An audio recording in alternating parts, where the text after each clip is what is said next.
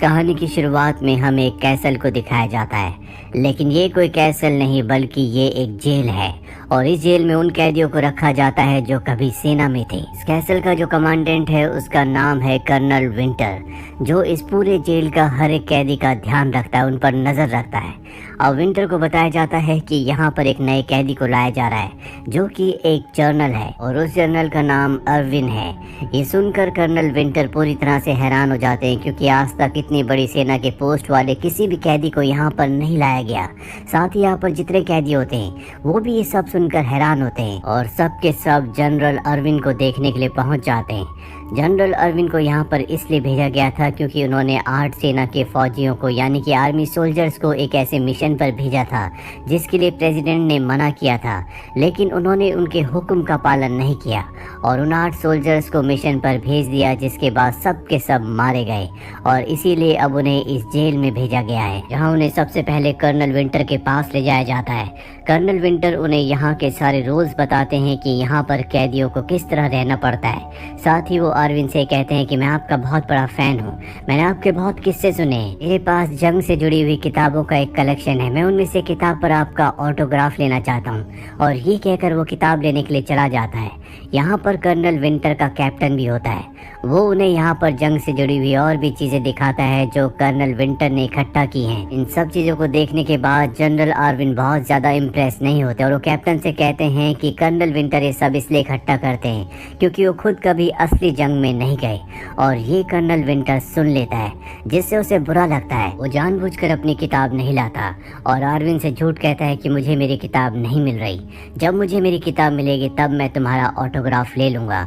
इसके बाद वो अर्विन को बाहर लेकर आता है जहाँ पर एक सोल्जर जिसका नाम रेमी होता है वो अर्विन को सल्यूट करता है। विंटर कहता है कि इसे आज के बाद कभी सल्यूट मत करना क्योंकि ये अब जनरल नहीं रहा, ये एक कैदी है। अब अगले दिन दिखाया जाता है जहाँ पर सभी कैदी खेल रहे होते हैं और खेल खेल में इनकी आपस में लड़ाई हो जाती है और लड़ाई होने के बाद यहाँ पर सायरन बजता है।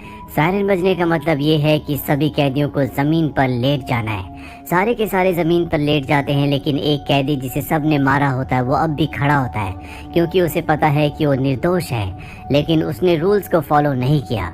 इसीलिए ऊपर जो गार्ड्स होते हैं उनकी गन में रबर की गोलियां होती है और उन गोलियों से वो उसके ऊपर हमला करते हैं जिससे वो जख्मी हो जाता है। जब सब के सब कैदी खाना खा रहे होते हैं तभी कुछ कैदी जनरल अर्विन से कहते हैं कि हम चाहते हैं कि तुम विंटर की शिकायत हायर अथॉरिटी से करो क्योंकि तुम्हारी जान पहचान बहुत ऊपर तक है, वो यहाँ पर सभी कैदियों के ऊपर जुल्म करता है।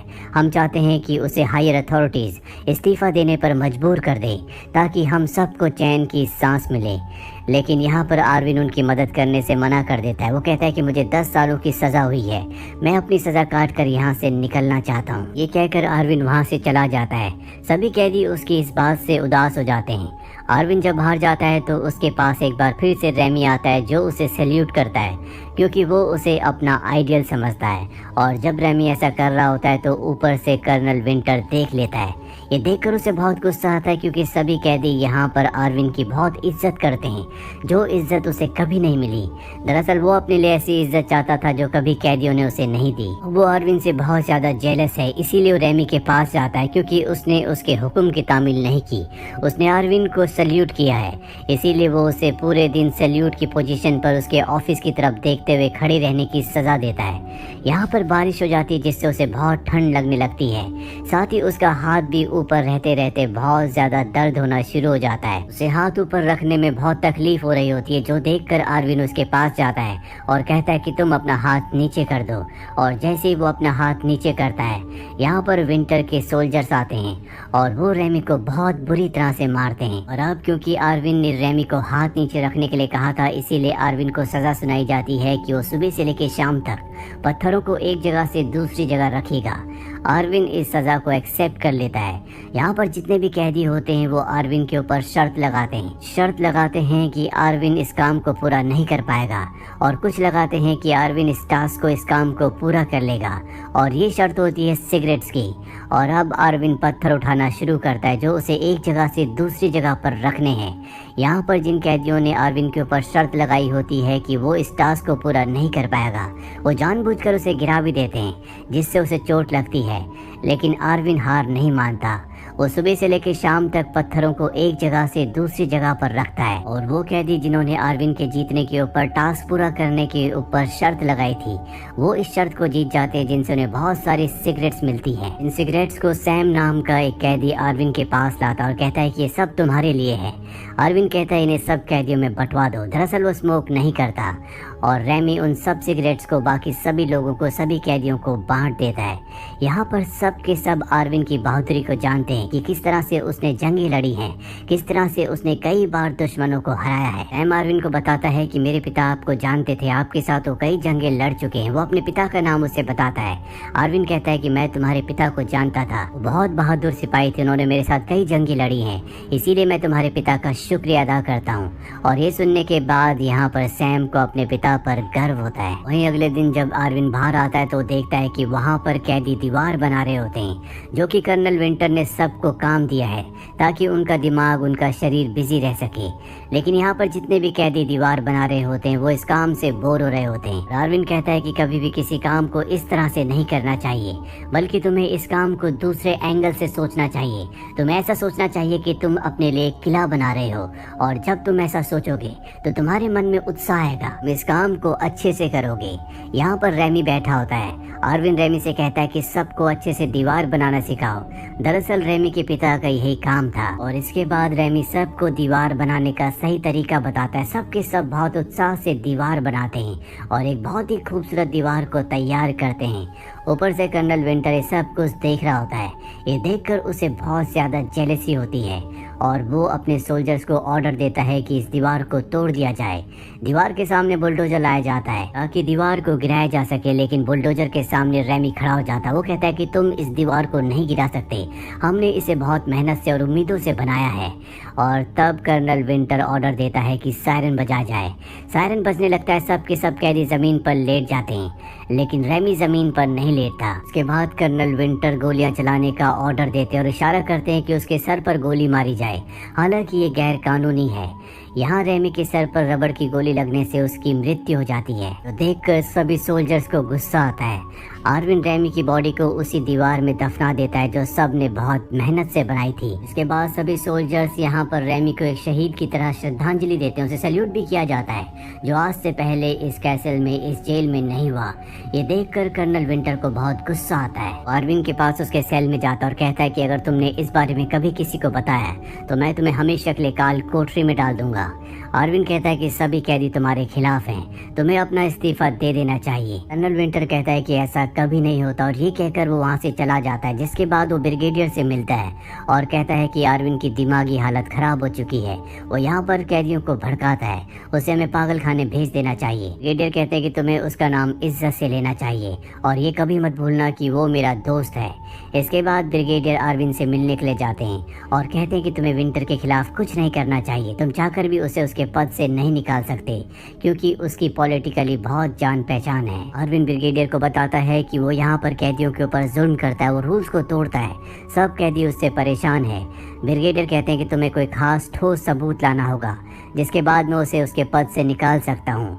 आरविन उसकी बात मान जाता है और ब्रिगेडियर के जाने के बाद बाकी कैदियों से मिलता और कहता है कि हमें विंटर के खिलाफ किसी न किसी तरीके से सबूतों को इकट्ठा करना होगा ताकि हम उसे उसके पद से निकलवा सके।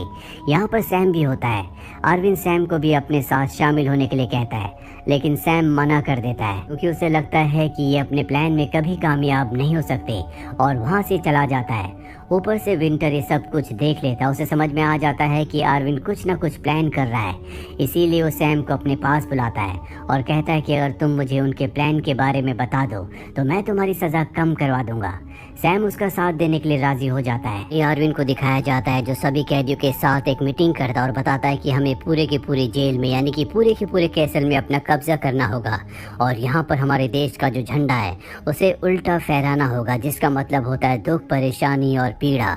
और अगर हम ऐसा कर दें तो ब्रिगेडियर मेरा जो दोस्त है वो यहाँ पर आएगा और विंटर को उसके पद से हटा देगा, क्योंकि ये उसके खिलाफ एक ऐसा सबूत होगा जिससे सबको पता चल जाएगा कि यहाँ पर वो अपनी मनमानी करता है, जिससे सब के सब कैदी बहुत परेशान हैं। सैम इनकी सारी बातें सुन लेता है और वो कर्नल विंटर के पास जाता और उन्हें बताता है कि यहाँ पर जितने भी कैदी हैं वो आरविन के कहने पर झंडे को उल्टा फहराना चाहते हैं ताकि यहाँ पर हाई सिक्योरिटी कमांड आ जाए और उनको यहाँ की परेशानी के बारे में पता चल जाए।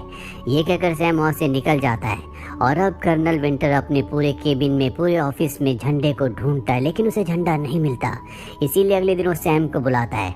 सैम उसे बताता है कि मैं तुम्हारी तरफ नहीं हूँ और मैंने वो झंडा चुराया है जो अब तुम्हें कभी नहीं मिलेगा। विंटर उनके प्लान को किसी भी कीमत पर फेल करना चाहता है, इसीलिए सभी कैदियों को ग्राउंड पर आने के लिए कहता है और उसके जो सोल्जर्स होते हैं वो सबके सेल्स की तलाशी लेना शुरू करते हैं। और ठीक उसी वक्त आरविन और उसके जितने भी साथी होते हैं वो दरवाजों को बाहर से चेन से बंद कर देते हैं, जिससे बहुत सारे सोल्जर्स अंदर फंस जाते हैं। विंटर ऊपर से सब कुछ देख रहा होता है। साथ ही यहाँ पर आरविन और उसके जितने भी कैदी साथी होते हैं वो सोल्जर्स के ऊपर हमला भी कर देते हैं। दरअसल इन्होंने पूरी जेल में विद्रोह कर दिया है। कैदियों की तादाद बहुत ज्यादा होती है, इसीलिए सोल्जर्स उनके सामने टिक नहीं पाते। साथ ही इन्होंने यहाँ पर एक कैनन बॉल बनाई होती है जिससे विंटर के ऑफिस पर हमला करते हैं। उसके ऑफिस में आग लग जाती है, लेकिन यहाँ पर फायर अलार्म बज जाता है जिससे आग बुझ जाती है। विंटर इस आग से बच जाता है। वहीं इन्हीं में से एक कैदी ब्रिगेडियर को कॉल करके बता देता है कि यहाँ पर विद्रोह हो चुका है, आपको जल्दी यहाँ पर आना होगा। विंटर अपने सोल्जर से कहता है कि कैदियों के ऊपर पानी के प्रेशर से हमला किया जाए और वो ऐसे ही करते हैं, लेकिन यहाँ पर कैदियों ने पहले से स्टील की शील्ड बनाई होती है जिससे वो पानी से बचते हैं। वहीं ब्रिगेडियर का कॉल विंटर को आता और कहता है कि तुम्हारी जेल में विद्रोह कैसे हो गया, मैं जल्द से जल्द वहाँ पर पहुँच रहा हूँ। विंटर कहता है कि आपको यहाँ पर आने की जरूरत नहीं है, मैंने पूरे माहौल को, सभी कैदियों को कंट्रोल कर लिया है। विंटर को अब गुस्सा आ चुका है, इसीलिए हेलीकॉप्टर से सब कैदियों के ऊपर असली गोलियां चलाने का ऑर्डर देता है जिससे बहुत सारे कैदी मारे जाते हैं। लेकिन यहाँ पर जो सैम होता है वो हेलीकॉप्टर में चेन फंसा कर उसके ऊपर चढ़कर हेलीकॉप्टर को अपने कब्जे में ले लेता है। यहाँ पर कैदियों ने अपना पूरा का पूरा कब्जा दबदबा बना लिया है। सारे कैदी एक साथ खड़े हो जाते हैं। इसके बाद आरविन को झंडा उल्टा फहराना है। अब जब ऐसा वो करने वाला होता है कि तभी वहाँ पर विंटर आता है और उससे कहता है कि तुम ये बाजी हार गए, अपने चारों तरफ देखो। और तभी हमें जेल की दीवारों पर दिखाया जाता है जहाँ पर बहुत सारे सोल्जर्स गन लेकर तैनात होते हैं। दरअसल विंटर ने इन सभी सोल्जर्स को बाहर से जेल के इस माहौल को नियंत्रण करने के लिए बुलाया होता है। वो कहता है कि तुम सबको सरेंडर करना होगा, सबके सब जमीन पर लेट जाओ, नहीं तो सबको गोली मार दी जाएगी। और इस तरह के विद्रोह में असली गोलियां चलाने का ऑर्डर होता है। यहाँ पर कोई भी कैदी जमीन पर नहीं लेटना चाहता। आरविन कहता है कि तुम सबको लेटना होगा। दरअसल वो नहीं चाहता कि और भी कैदियों की जान जाए। आरविन के कहने पर सब के सब जमीन पर लेट जाते हैं क्योंकि यहाँ पर आरविन की सब बहुत इज्जत करते हैं, उसके ऑर्डर्स को फॉलो करते हैं। लेकिन आरविन जमीन पर नहीं लेटता, वो फ्लैग लेकर आगे बढ़ता है क्योंकि वो फ्लैग को फहराना चाहता है। विंटर अपने सोल्जर्स को ऑर्डर देता है कि आरविन को गोली मार दी जाए, लेकिन उसके ऑर्डर्स को कोई भी फॉलो नहीं करता। वो लगातार चिल्लाता रहता है लेकिन उसकी कोई बात नहीं सुनता क्योंकि यहाँ पर जितने भी सोल्जर्स हैं वो सब के सब आरविन की इज्जत करते हैं। यहाँ पर विंटर का जो कैप्टन है वो भी उसका साथ नहीं देता और अब आरविन झंडे की रस्सी खींचकर झंडे को उल्टा फहराने वाला होता है कि विंटर गुस्से में उसे गोली मार देता है। आरविन को गोली लग जाती है लेकिन वो झंडे की रस्सी खींच देता है जिससे झंडा हवा में ऊपर फहराने लगता है। सबके सब सोल्जर्स झंडे को देखते हैं और सैल्यूट करते हैं क्योंकि यहाँ पर झंडा उल्टा नहीं बल्कि सीधा फहराया था। दरअसल आरविन का यही प्लान था जिसके बारे में किसी को कुछ नहीं पता था। सबको ऐसा लगता था कि वो झंडे को उल्टा फहराएगा, लेकिन वो हमेशा से झंडे को सीधा फहराना चाहता था ताकि जब विंटर उसे गोली मारे तो उसके कत्ल के इल्जाम में उसे पकड़ लिया जाए। कैप्टन विंटर को हथकड़ियां लगवा देता है। ब्रिगेडियर भी यहाँ पर आ जाता है और इसके बाद उसी दीवार को एक बार फिर से बनवाया जाता है जिसे विंटर ने अपने सोल्जर से बुलडोजर से तुड़वा दिया था। इसके एक हिस्से में आज भी रेमी दफन है। आरविन को भी इसी दीवार में दफन किया जाता है, उसे श्रद्धांजलि दी जाती है और इस दीवार का नाम आरविन के नाम पर रखा जाता है जो प्रतीक है साहस का, हिम्मत का, बुराई के अत्याचार के खिलाफ लड़ने का, जिंदगी में सही मार्ग पर चलने का। और इसी के साथ ये फिल्म, ये कहानी यहीं पर खत्म हो जाती है। उम्मीद करते हैं कि ये कहानी आपको पसंद आई होगी।